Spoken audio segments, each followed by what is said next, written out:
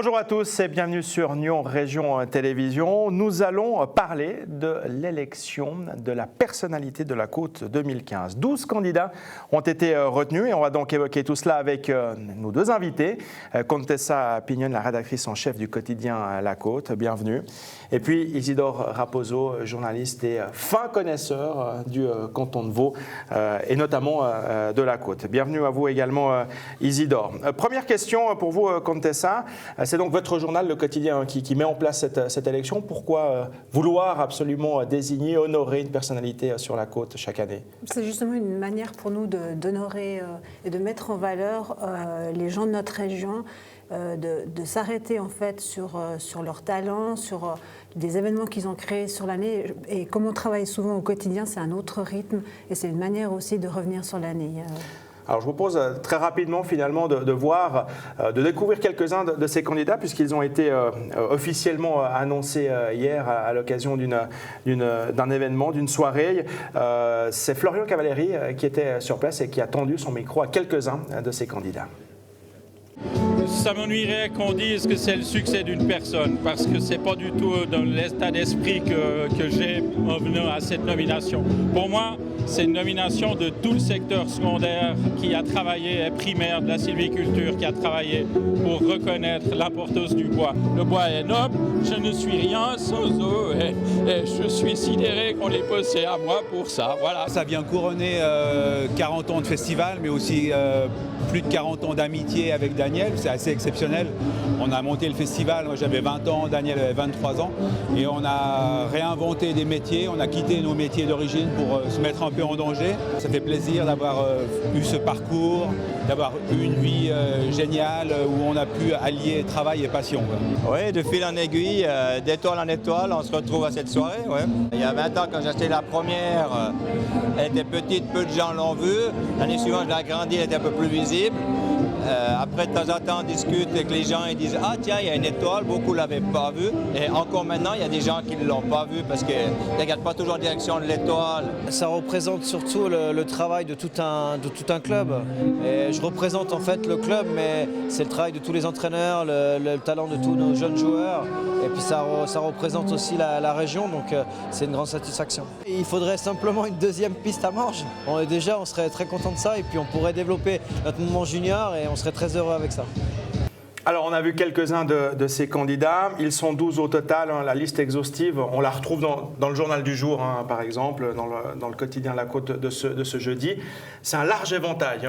On parle aussi bien de culture, de politique, de sport, de société. C'est aussi le but recherché. Oui, alors justement, on n'a pas voulu faire de catégorie. On n'a pas voulu faire justement une catégorie sport, une catégorie culturelle. Nous, ce qui nous importait, c'était vraiment désigner une personnalité La Côte, puisqu'il y a suffisamment de prix qui font ce type de différence, en fait. Il y en a qui sont plus connus que d'autres. Est-ce que c'est un avantage, selon vous, Isidore, quand on est un peu plus connu, célèbre dans le district pour obtenir ce genre de distinction auprès du public? Pas forcément, parce que finalement, souvent dans nos journaux, dans nos médias, on parle des mêmes personnes, en raison de leur position.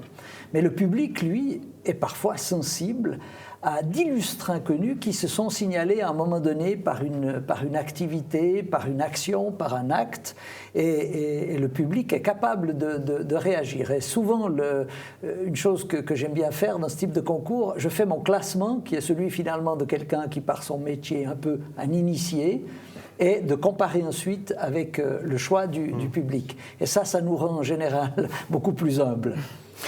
Contessa Pignone, comment est-ce qu'on procède au choix, parce que d'abord il y a effectivement un large choix. Comment est-ce qu'on se dit tiens, lui ça pourrait être un candidat, puis au final comment est-ce qu'on arrive à cette liste de 12? C'est un débat qu'on tient au sein de la rédaction. Donc au départ c'est vrai qu'on a une liste d'une vingtaine, trentaine de noms.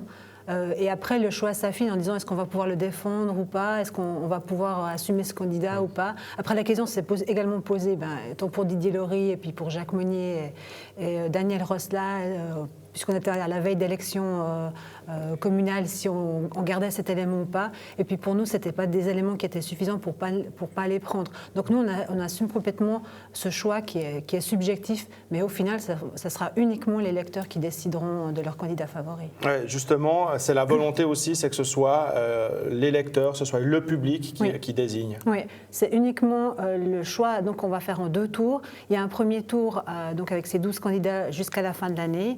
Et après, il y a un deuxième, on remet les compteurs à zéro au début de l'année. Et il y a le deuxième tour avec les 5 qui auront obtenu le plus de suffrages. Pour le grand public, c'est effectivement l'opportunité finalement de découvrir des gens, comme on le disait tout à l'heure, qui ne font pas forcément la une des journaux régulièrement, mais qui, à leur manière, contribuent au rayonnement de la région. Alors, je pense que pour certains, c'est l'occasion de découvrir. Je pense que pour d'autres, c'est de mieux apprendre ce qu'ils font. Mais c'est aussi, il y a un corollaire, c'est valable dans l'autre sens. Ces personnes qui sont inconnues, elles peuvent se manifester d'une autre manière. Il y a aussi un lien là de reconnaissance. Vous avez des candidats qui sont uniques dans leur comportement, dans la manière de se défendre ou de défendre leur cause ou d'agir dans leur cadre social. Et je pense que c'est intéressant. Puis pour le lecteur, et ça c'est quelque chose qui leur relie bien un journal régional, c'est une manière de décider. Cette fois, ce n'est pas la rédaction qui fait un choix pour lui. Oui, il y a un pré-choix sur les candidats. Mais ensuite, le classement, c'est vraiment les lecteurs qui vont le faire. Est-ce que vous avez des retours de la part justement des lecteurs, puisque ce sont eux les électeurs finalement de ce choix? Est-ce qu'il y a un retour par rapport déjà au choix, au départ, ou bien est-ce que tout d'un coup on vient vous dire « Ah mais vous auriez dû peut-être quand même penser à lui ou à elle » quel est le feedback? Oui, on a des retours. Aujourd'hui c'est un peu tôt puisque ça vient d'être lancé aujourd'hui, mais l'année dernière par exemple on nous a reproché que notre choix n'était pas assez féminin, mais c'est justement dans une volonté de... Cette liste, elle n'est pas politiquement correcte, quoi. On n'a pas une volonté d'avoir X femmes, X hommes. C'est subjectif et vous le revendiquez d'ailleurs. On le revendique, absolument, oui. Ouais. D'ailleurs, c'est une rédaction, si j'ose intervenir, qui est fortement féminisée. Donc, de ce point de vue-là, on ne peut pas en tout cas dire que c'est un choix de macho. Effectivement, c'est vrai que, on va dire, si on regarde la liste, il y a une légère majorité masculine dans ce choix 2015. Oui, puis on a un choix qui est un peu plus morgien aussi cette année, mais c'est un choix comme ça. J'ai envie de vous demander aussi finalement à quoi ça sert, qu'est-ce que ça rapporte d'être finalement désigné, élu, plébiscité, personnalité de la côte en 2015. Mais moi je pense que c'est aussi la manière que... En fait, c'est une reconnaissance régionale. Et puis c'est une reconnaissance populaire, ça vient des gens, des lecteurs, et je pense que moi je trouve que c'est une reconnaissance qui est très touchante et très à hauteur et à valeur humaine. On peut ajouter ça sur son CV sans autre. On peut être fier quand on est désigné justement par les gens, personnalités de la région. Mais c'est une vraie reconnaissance aussi par rapport à des personnes. Bien sûr qu'il y a des personnalités, si on prend la liste de cette année, qu'on voit tout le temps. Et puis vous avez d'autres personnes que le grand public voit moins, mais qui ont une énorme action en faveur de la société en général. Et pour ces personnes-là, c'est une véritable reconnaissance, pas forcément de gagner d'ailleurs, d'être simplement nominé, c'est une vraie reconnaissance d'une action qui parfois dure depuis des décennies. Alors l'année dernière, c'était le jeune Nicolas Rolam, navigateur, champion du monde d'optimisme, qui avait été désigné, personnalité de la côte. Il y avait eu également Nouria Gorité en 2012 à l'occasion de la première édition. Je vous propose d'écouter le témoignage de 2 autres lauréats de cette distinction personnalité la côte. Ça a changé ma vie. Hein? J'ai eu plusieurs offres à Hollywood. J'ai des organisations qui ont pensé que j'étais les personnalités de toute la Suisse. Côté sérieux, cette année, j'ai gagné le prix. C'était l'année de Bangladesh. C'était l'année où 1138 Bangladeshis ont perdu leur vie. Bien entendu, il y a un effet très très positif. Nous avons un certain profil maintenant et tout cet concours concours public nous aider énormément. C'était un peu une surprise, c'était la première du Journal de Nyon. Et puis en fait, c'était assez sympa puisque j'ai eu la chance d'être ex-aequo avec une conseillère d'État très charmante, avec qui maintenant on se dit bonjour. D'ailleurs, avec la lancée de cette soirée, il y a déjà des gens qui m'ont dit j'ai voté pour toi, alors qu'ils n'ont pas tout lu. On pourrait presque croire que je suis en campagne électorale, mais ce n'est pas le cas. Il n'est pas en campagne électorale, André Rosé. On va lui rappeler que ce n'est plus le Journal de Nyon, hein, c'est la côte. Hein.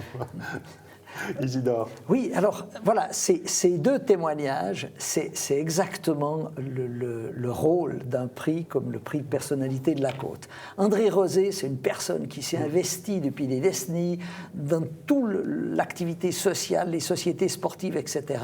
Ben là, il y a une vraie reconnaissance. Et si on prend Philippe Jennings de l'autre côté, beaucoup de gens de cette région, quand bien même le quotidien de la côte a des occasions d'en parler, ignoraient que le secrétaire d'un des plus grands syndicats au monde, il est ici, il est à Nyon. Et c'est une manière de créer un lien entre une immense organisation syndicale mondiale et la population de cette région.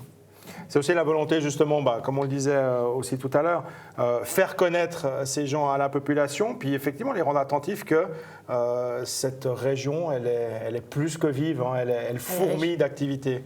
Mais justement, nous, on n'a pas le souci, en tout cas, de se dire que cette année, de ne pas avoir assez de candidats. Au contraire, on a vraiment le choix des candidats tout au long de l'année, et ça, c'est très important. Et puis, c'est vrai que moi, j'aime bien aussi que des gens comme Michel Mayor, qui a une reconnaissance mondiale, dont on parle pour le prix Nobel, se retrouvent avec quelqu'un comme Stéphane Richard, qui nous fait rêver au mois de décembre avec son étoile accrochée à la dôle. Donc, c'est vraiment des profils qui sont très intéressants, puis ça sera au lecteur de choisir. Alors, la liste exhaustive et surtout le portrait détaillé de ces 12 candidats, vous les retrouvez dans le quotidien La Côte aujourd'hui. Petit mot juste, comment on fait pour voter ? Alors, les lecteurs peuvent passer par notre site internet, www.lacote.ch. Il y a donc personnalité.lacote.ch ou bien par SMS au 363 LC personnalité avec le code du NUM. Alors, pour avoir le code, il faut quand même aller sur le site pour justement voir quel est le code. Il n'y a pas de favori qui se dégage, hein, clairement, puisqu'il peut y avoir des surprises, comme dans toute élection, mais particulièrement dans celle-là. On l'a vu l'an dernier avec ce très très jeune navigateur qui était de loin pas une personne connue qui avait occupé les pages du journal, contrairement à d'autres. Mais c'était un vrai coup de cœur là. Voilà, et c'est le public qui décide, c'est les lecteurs qui décident, et je trouve que ça c'est très très bien. Une fois par année, ils ont le choix, ils peuvent le déterminer. En février, on connaîtra donc le nom de la personnalité. Exactement, et on se réjouirait évidemment de le relater et d'accueillir sur ce plateau également la personnalité à la Côte 2015. Merci beaucoup pour votre participation. Merci, à Isidore et à Contessa. Et rendez-vous donc sur le site de la Côte ou bien directement dans les pages du quotidien pour découvrir la liste de ces 12 candidats à l'élection de la personnalité de la Côte 2015. Si vous voulez voir dans le détail également nos émissions, c'est sur notre site internet que ça se passe, c'est sur nrtv.ch ainsi que sur notre page Facebook.